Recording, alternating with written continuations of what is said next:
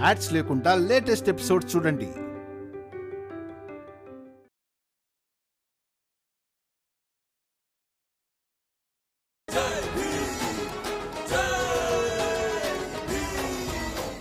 ఎలాంటి FIR?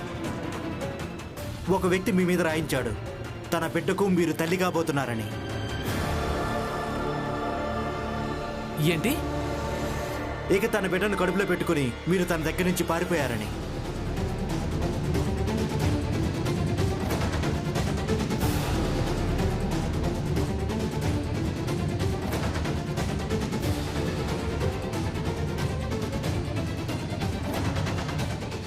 Inspector గారు, ఏదేదో వాగకండి. అసలు మీరేం మాట్లాడుతున్నారు? చట్టాన్ని అవమానించొద్దు. చెప్పు భీమరా, చెప్పు. నా ఎదురుగా చట్టాన్ని అవమానిస్తావా? అసలు ఎందుకు ఎందుకు కోపడుతున్నావు ఇన్స్పెక్టర్ గారిని?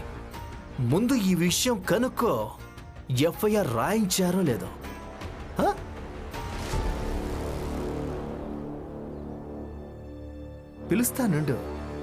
పిలుస్తాను. జగన్,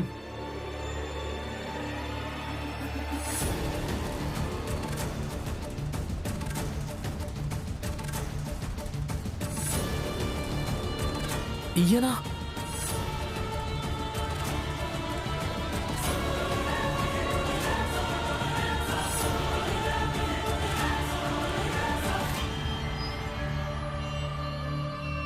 నువ్వా? ఆ వ్యక్తి ఇతనే. మీ కడుపులో ఉన్న బిడ్డకు తండ్రి ఇతనే అని చెప్పాడు.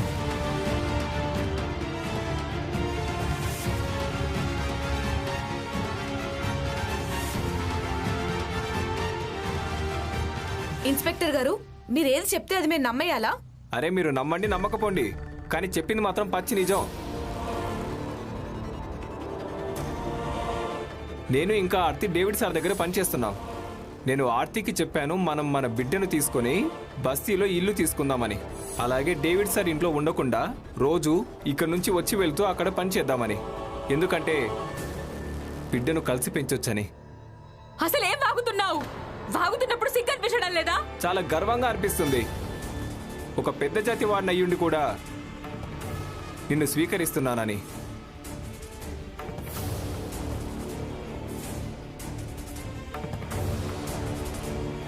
చూస్తుంటే డేవిడ్ గారు మీకు కొంచెం డబ్బు ఎక్కువే తినిపించాడనిపిస్తుంది. ఆర్తికి కూడా చాలా డబ్బులు అందుతుంది. అందుకు కడుపు తీయించుకో.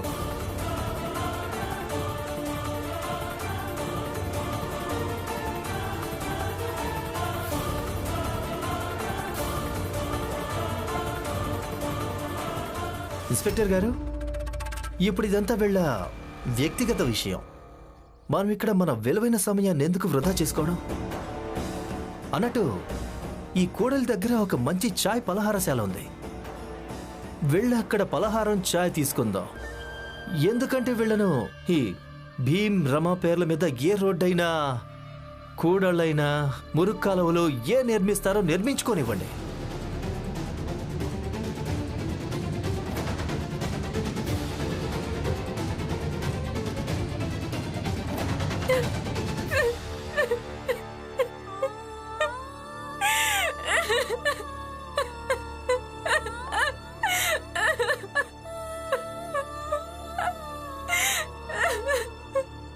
చూడండి, ఇందాక కాసేపటి క్రితమే నాయకుల గురించి మాట్లాడింది. ఇక ఇప్పుడు తనే ఏడుస్తోంది.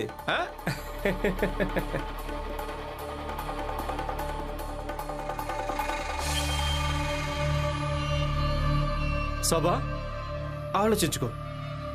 డేవిడ్ గారి ఒక్క ఎత్తు మీ మార్గాలన్నింటినీ మూసేసింది. హితేష్ బాబాయ్, ఒక్క ఎత్తు వేసినందువల్ల ఒకరి మార్గాలు మూసుకుపోవు. న్యాయం అణిగిపోదు. సత్యం దాక్కోలేదు. తర్వాత మేమేం చేయాల్సి ఉంటుందో ఆలోచించుకుంటాం.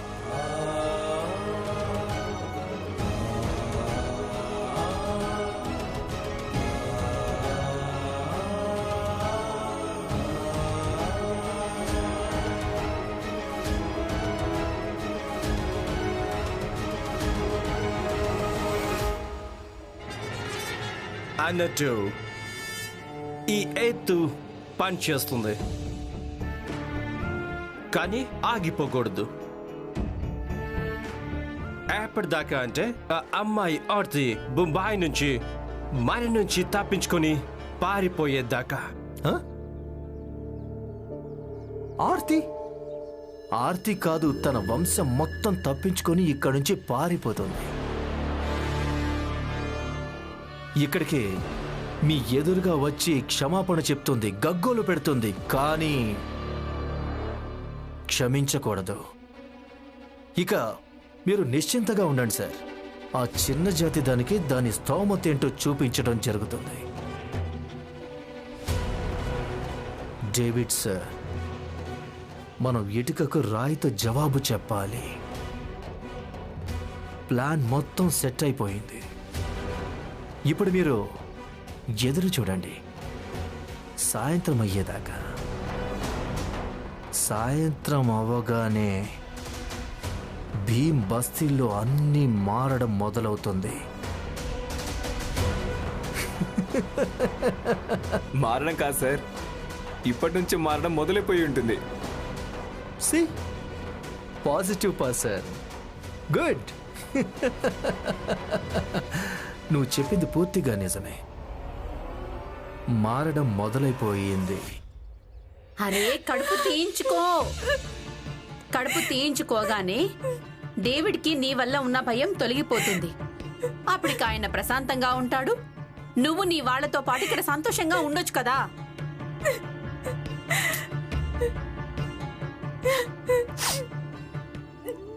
అవునార్తి, కడుపు తీయించుకో. పిన్ని, అత్తయ్య శోభా పిన్ని ఆర్తి గారితో కడుపు తీయించుకోమని మాట్లాడుతుంటారు. ఈ పోరాటానికి ఆధారం ఆ బిడ్డే కదా. అవును రమా, ఆర్తి గారు పోరాడమే మంచిది. ఈ పోరాటంలో గెలుపు ఎవరిదైనా కావచ్చు, కానీ నాకు నమ్మకం ఉంది ఈ ఆంగ్లేయుల లాంటి వాళ్ళు ఇలాంటి పని చెయ్యడానికి ముందు 100 సార్లు ఆలోచిస్తారు. భీమ్, ఈ పోరాటం నీది తక్కువ, అలాగే ఆర్తిదే ఎక్కువ. అందుకే నాకేమనిపిస్తుందంటే ఆర్తి ఎలాంటి నిర్ణయం తీసుకోవడానికైనా మనం బాధ్యులం కావద్దు. తనకేది ఒప్పనిపిస్తుందో అదే చేయనివ్వాలి. తర్వాత పోరాటం ఎక్కడి దాకా వెళ్తుందో చూద్దాం. అవును భీమ్, ఆనంద్ చెప్పింది నిజమే. ఈ పోరాటం కేవలం డేవిడ్ ఇంకా ఆర్తి మధ్యలోనే కాదు. నిజానికి ఈ పోరాటంలో ఎంతో మంది కలుస్తున్నారు. ఈ సమాజం కలుస్తుంది. ఇక ఇప్పుడు చివరిలో అన్నిటికంటే ముఖ్యమైన విషయం ఏంటంటే ఆర్తి బతకాలి. అందుకే ఎలాంటి నిర్ణయం తీసుకోవాలన్నా వెనక ముందు ఆలోచించి తీసుకోవాలి. మీరిద్దరూ చెప్పింది నిజమే, కానీ ఆ డేవిడ్ సార్ ఇలా పారిపోవడానికి వీల్లేదు నాన్న. ఆయనకు శిక్ష పడి తీరాల్సిందే. ఎలాంటి శిక్ష పడినా సరే, కానీ శిక్ష అయితే పడి తీరాలి. అన్నట్టు నేను ఆర్తి గారి మీద ఏ రకంగానూ ఒత్తిడి మాత్రం చెయ్యను.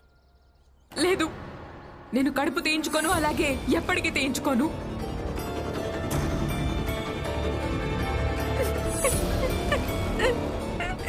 అమ్మా, అమ్మా, దీపక్, అమ్మా, ఏమైంది దీపక్? ఏమైంది? ఏమైంది దీపక్? దీపక్, ఏం జరిగింది? దీపక్ ఏమైంది నీకు? భీమన్నయ్య, నేను స్కూల్కి దారిలో వెళ్తుంటే అప్పుడు నాకు ఒక వ్యక్తి కలిశాడు. ఇక అతను రే ఆగో, ఎక్కడికి వెళ్తున్నావు? చదువుకోవడానికి వెళ్తున్నాను. నువ్వు చదువుకోవడానికి ఎప్పటిదాకా వెళ్ళకూడదంటే మీ ఆర్తి పిన్ని ఆ డేవిడ్ సార్ చెప్పింది వినేదాకా. అర్థమైందా? నన్ను వెళ్ళనివ్వండి. ఏయ్, నీకేం చెప్పానో అర్థం కాలేదా? ఎందుకు మీరు నన్ను ఇబ్బంది పెడుతున్నారు? చదువుకోవడానికి వెళ్ళనివ్వండి నన్ను. ఈ రోజు నిన్ను స్కూల్కి వెళ్లకుండా చేస్తాను. ఊరుకో, ఊరుకో బాబు, ఊరుకో.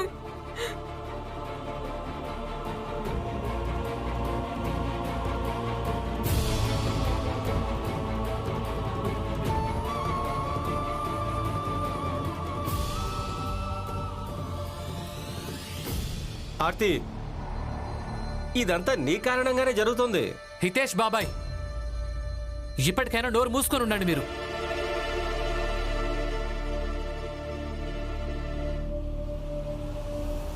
ఏ శోభ, ఒక విషయం చెప్పు. నీ భర్త నిన్ను వదిలేసి పారిపోయాడు కదా, దీపక్ కన్న తండ్రి తనేనా లేక ఇంకెవరైనానా?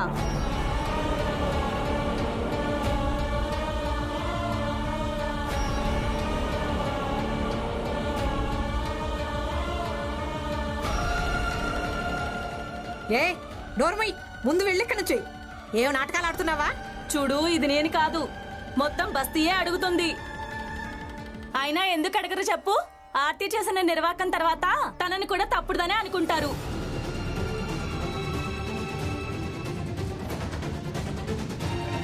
అయితే అనుకోండి, అందరూ కలిసి ఒకేసారి కేకలేస్తే అంతా నిజమైపోదుగా.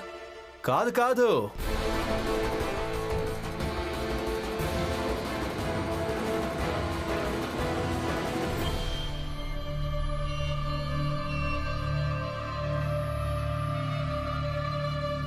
ఈ రమాబాయ్, ఈ భీమరావు, వీళ్ళిద్దరూ ఏం చెప్తారో అదే నిజం, అంతేనా?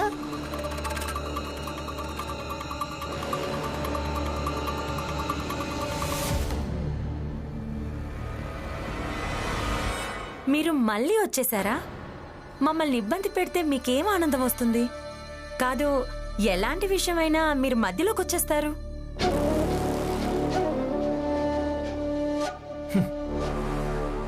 అమాయకురాల, అసలు నేను ఇక్కడికి ఎందుకు వచ్చానంటే ఆ జగన్కు సహాయం చేయడానికి.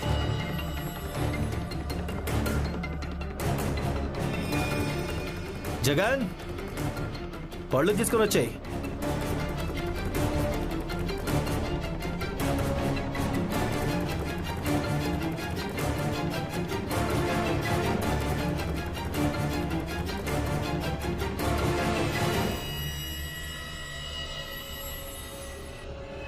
చూడండి, పళ్ళు మొత్తం తీసుకొచ్చాను. నువ్వు కడుపుతో ఉన్నావు కదా, ఇదిగో అన్ని తిను.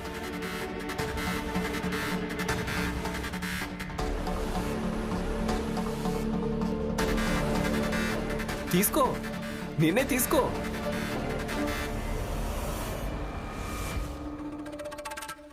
చాలా ఆపు, చాలా ఎక్కువైంది. ఇక్కడి నుంచి వెంటనే వెళ్ళిపో, లేదంటే కర్రతో కొట్టి పంపించేస్తాను.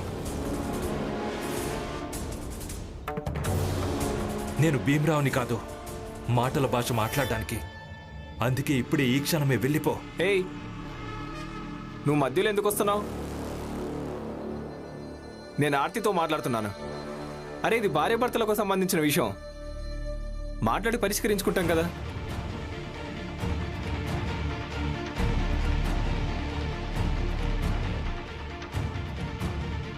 ఆర్తి, రా మాట్లాడుకుందాం.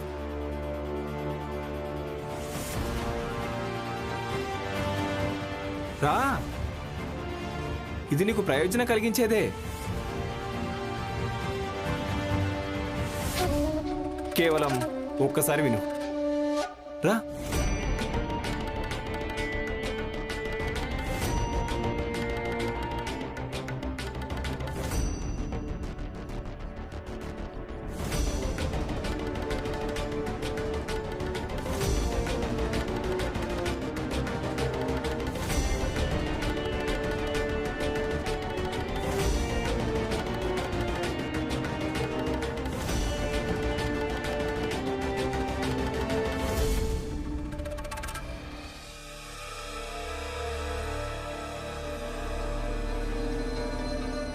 ఆర్తి, డేవిడ్ సార్ చెప్పినట్టు విను. లేదంటే నీ కారణంగా దీపక్ ఇంకా శోభ జీవితాలు నాశనం అయిపోతాయి. తర్వాత మెల్లమెల్లగా డేవిడ్ సార్ చెప్తే ఈ బస్తీ వాళ్ళు కూడా మీద పడిపోతారు. నీకు తెలుసు కదా ఆర్తి, డేవిడ్ సార్ ఏమైనా చేయగలడు. చూడు, అందుకే నచ్చ చెప్తున్నాను. అలాగే ఇదిగో ఈ పళ్ళ బుట్ట తీసుకో. అలాగే ఇదిగో ఈ బుట్టలో బిడ్డను కరిగించే మందుంది, అది తాగు. అలాగే పొద్దున్నే వెళ్ళి ఆ కేసు వాపస్ తీసుకో. అన్నట్లు ఈ పళ్ళ కింద పూలడంత డబ్బుంది, అదంతా నీకే. సరేనా? నేను పొద్దునొస్తాను. సరేనా? తీసుకో.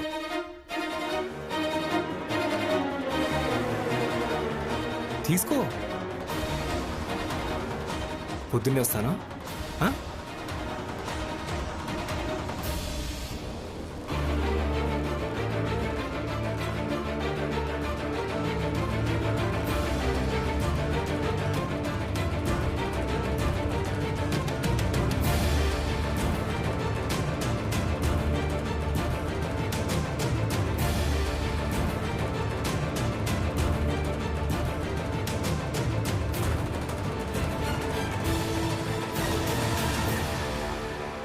తనకేం చెప్పావు?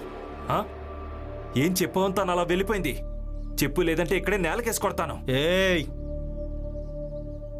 పైల్వాన్, శాంతి. ఒకవేళ నేను శాంతి కోల్పోయానంటే నీ ఆరోగ్యం మరోసారి చెడిపోవచ్చు. అర్థమైందా?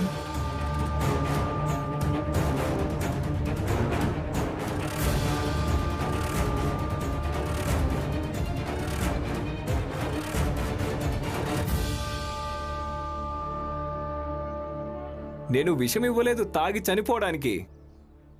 పళ్ళిచ్చాను. కొంచెం ఓపిక పట్టు.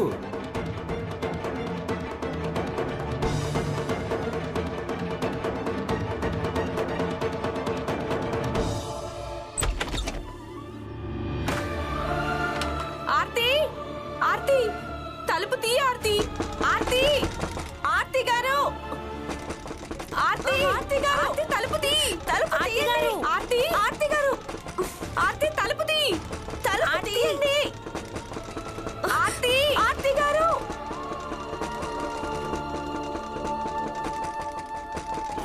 ఆర్తి తలుపు తీ. తీ ఆర్తి, తలుపు తీ. తలుపు తీయండి.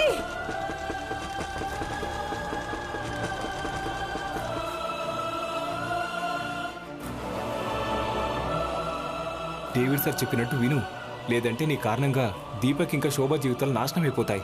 తర్వాత మెల్లమెల్లగా డేవిడ్ సార్ చెప్తే ఈ బస్తీ వాళ్ళు కూడా మీద పడిపోతారు.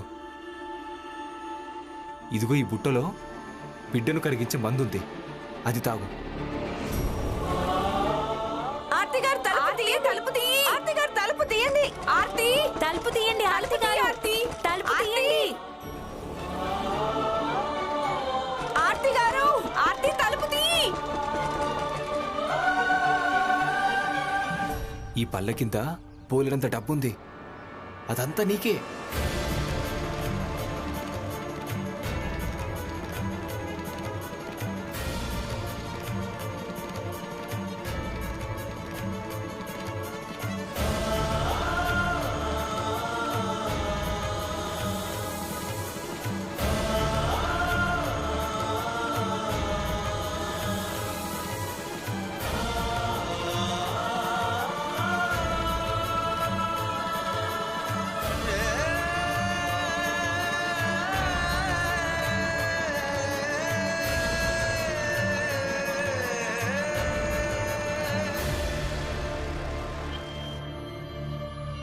చూడు, ఆలస్యమైపోయింది. అన్నట్టు భీమరావు, నువ్వు చాలా తెలివైనవాడు అనుకుంటావు కదా. ఇక ఆలోచించు, ఇప్పుడు ఏం చెయ్యాలో.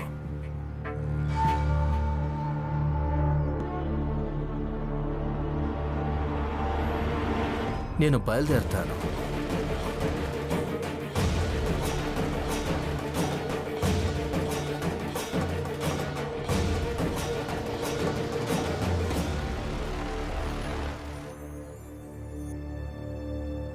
ఇదిగో ఈ బుట్టలో బిడ్డను కరిగించే మందుంది, అది తాగు. డీకంటే అందుగతే ఇండియాలో నాకెవరూ కనిపించలేదు. అది ప్రేమ కదా. నేను నిన్ను ప్రేమిస్తున్నాను. వాళ్ళకి చెప్పేస్తాను, దానితో ప్రేమలో పడ్డాను, ఏం చేయాలి అని. దీన్ని తాగావనుకో బిడ్డ కడుపులోనే కరిగిపోతుంది.